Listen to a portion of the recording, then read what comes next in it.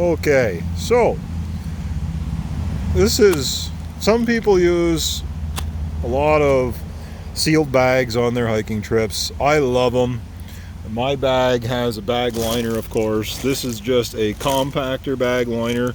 I switched from a contractor bag liner to a compactor bag liner, so you're 55 gallons down to 30 gallons, and it's just perfect. And I'm using a 44 liter bag now. I've switched. Any rate, so stay on focus here on bags. So if you're a ridiculous waiter like me, you got bags inside bags inside bags in your backpack, and you're really anal about keeping everything dry. Problem I keep finding is between different brands, whether it's house brands. This is a house brand bag, and the corners just pull right apart. They're not properly melted, glued together. They come apart real easy. This is a ZipLock brand, and ZipLock is the most common, most mass-produced bag on the consumer shelves.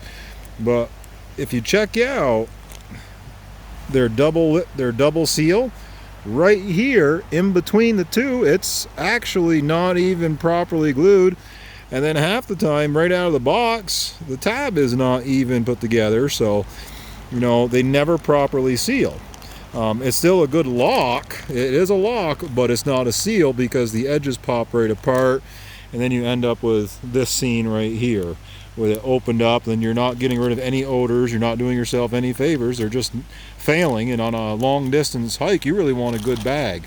So that's those couple scenarios, you know. And then you get into like the Heafty brands, and ZipLock has these two, the nice beautiful slides, blah blah blah. I do love a slide just so I cover myself. The problem is when they pinch weld the corners, sometimes they over pinch weld and those pop apart. So you're dealing with this on trail. Now you don't have a sealed bag from the elements.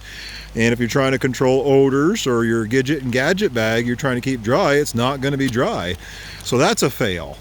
That's no good. And actually this one here is a Great Value brand, and I can't believe it, but I've actually had better luck with the Great Value brand Zip than the Heafty. The welded corners are actually a better pinch weld than the Heafty is. So I've had very good luck with this Great Value. This is the first time I've ever used them in this hike. So I'm pretty much giving kudos to those right now. And then we come across these right here, which are almost impossible to find when we're shopping. These are Glads. And I have not used them outside of my quart bag right here for my medical bag. So I got Pups Medicals, my medicals in here. And I've been using this bag for about 200 miles, and I've been so amazed by I'm trying to zoom in here for everybody. The corner weld is so good. The way they've melted this is very, very impressive. So I got high hopes on the Glad, and you know, Glad is a pretty good brand. They're going to be heavier, but I really need something that's going to last, and proper seal, proper odor control, and won't fall apart like the other brands out there. You know, I need things to be dry, and I need to be odor control, and that's a big thing on my hike. So I just switched over. I found these here. At one of the hostels had Glad bags, and I bought some of them. I'm switching over. I got my cooking bag right here, and I love to have a cooking bag in a good sealed bag. That way if there's any odors on my spoon, on my cooking pot, if anything dribbled on my fuel can, I didn't wash it off, whatever, all those odors are inside a bag and locked and sealed. So that way in my bag, I'm not getting odors on or around or in my bag. That's always a big target for me. Is I don't want odors anywheres, excuse me.